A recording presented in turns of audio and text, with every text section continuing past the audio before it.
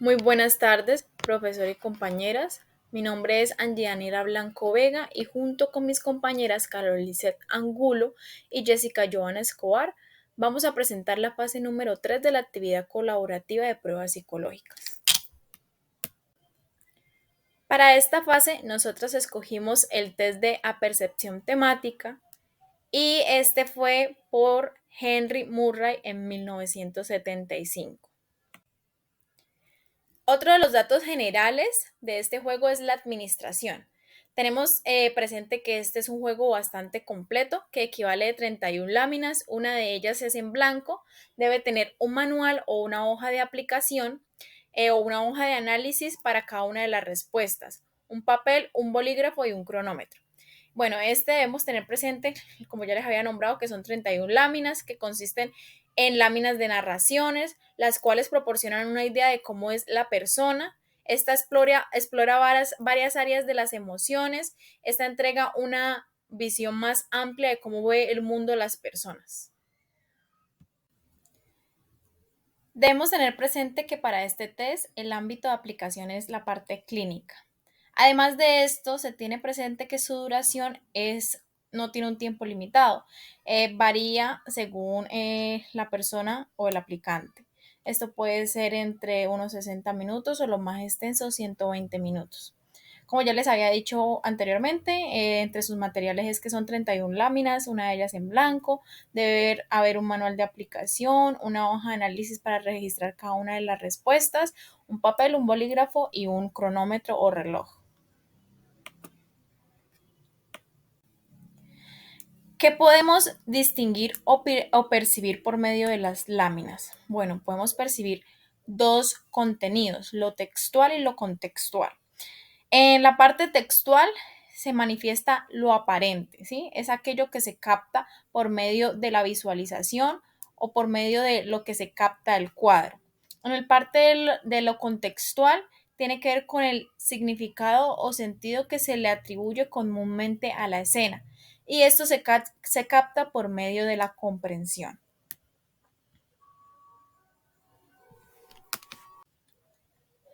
En su descripción debemos tener presente que esto es una prueba o una técnica proyectiva utilizada en la psicología para evaluar la personalidad y el estado emocional de cada una de las personas a las cuales se les aplica. Consiste en presentar, como se les ha venido diciendo, una serie de láminas con dibujos ambiguos y pedirle al sujeto que cuente una historia sobre cada una de estas láminas.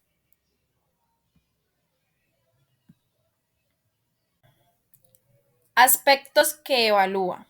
Bueno, este tiene como objetivo principal revelar aspectos de la personalidad, de las emociones, de los conflictos internos, de las motivaciones, de las necesidades y de los patrones de pensamiento de cada uno de los individuos a través de la interpretación de sus respuestas por medio de estas láminas.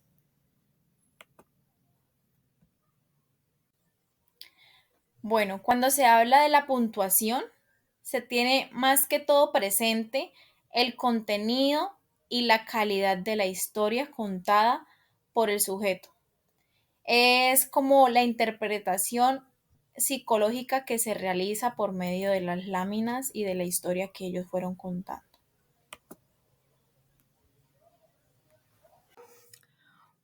Mi nombre es Carol Angulo y voy a exponer las propiedades psicométricas de este test. El estudio original se da entre 1910 y 1930, cuando se dieron diversas condiciones que favorecieron al surgimiento del TAC y del test proyectivo. El TAT aparece en las baterías psicodinámicos en 1935 y gracias al empeño de los estudiosos de la Clínica Psicológica de Harvard. Tiene como muestra adolescentes desde los 14 años y adultos no mayores a 65. La validez en este tipo de inferencias solo puede darla un psicoanalista y se aconseja que el examinador experto sea quien someta sus interpretaciones profundas a los analistas y a quien tenga la capacidad y oportunidad de verificarlos. ya que pues en este punto es de total importancia las teorías y prácticas del psicoanálisis, debido a pues que en este test se evocan fantasías susceptibles del sujeto. De este test no se espera pues una alta confiabilidad debido a que las respuestas solamente se traducen de acuerdo al estado de ánimo momentáneo del sujeto y de la situación vital. Existen dos problemas. El primero es que en medida que concuerden diversos examinadores en su interpretación independiente de los mismos protocolos, como ya se indicaba anteriormente en lo que era pues la validez, es complejo debido a que pues estamos o se está tocando un tema pues más profundo del sujeto. En la del segundo encontramos en pues en qué medida concuerdan los protocolos recogidos en forma sucedida de un mismo sujeto. En el constructo entre el TAC y otros materiales, encontramos que en la autobiografía e historia, Murray comprobó que el material suministrado pues por este sujeto en sus historias procede más que todo eh, de libros y películas, sucesos pues reales de la vida de sus amigos o miembros de su familia. En esto, pues, se ve también lo que son las experiencias de la propia vida del sujeto y fantasías conscientes e inconscientes. Adicionalmente, se encontró que aproximadamente un 30% de las historias del TAC se basan en situaciones ocurridas en la experiencia personal del sujeto.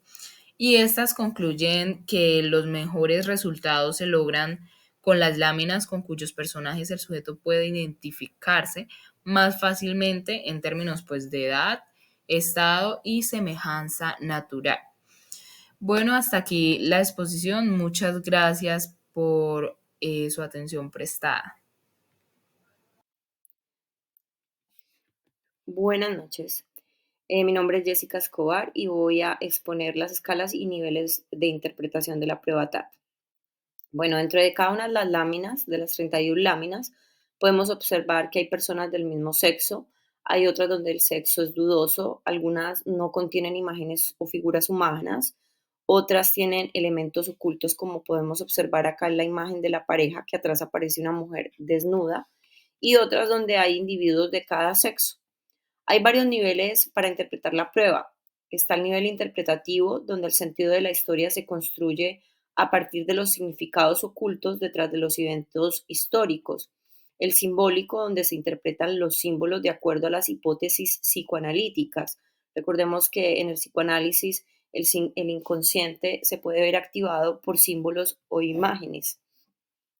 Tenemos también el nivel diagnóstico, donde se observa el conflicto del sujeto, el nivel de elaboración, el cual se obtiene de la elaboración de las historias del sujeto.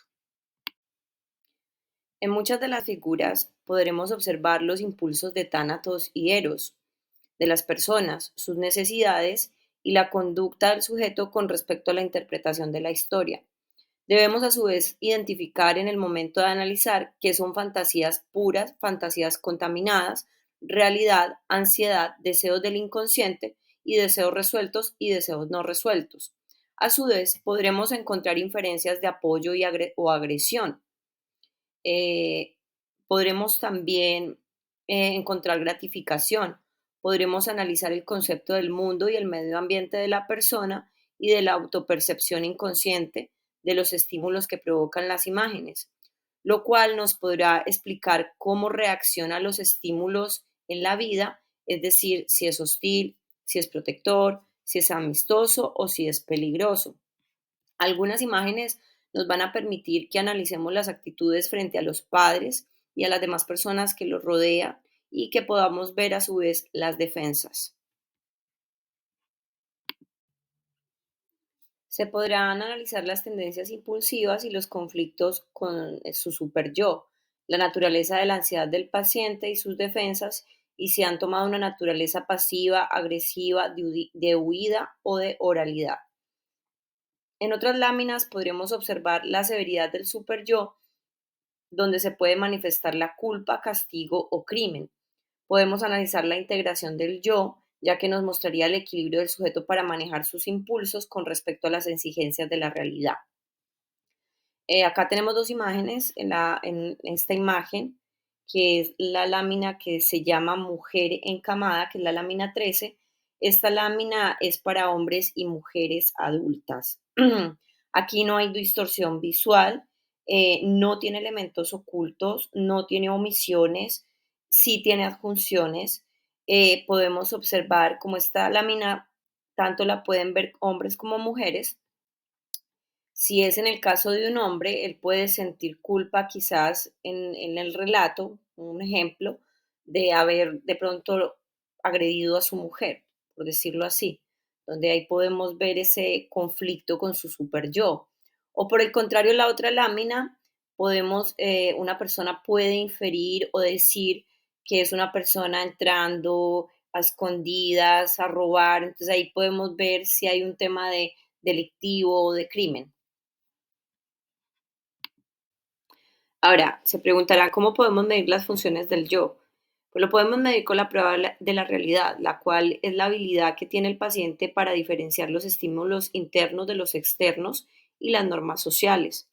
El juicio, que este es el indicador que nos ayuda a analizar al paciente y observar qué situaciones crea durante el relato y sus conductas y cómo el sujeto se encuentra hacia las consecuencias de sus actos.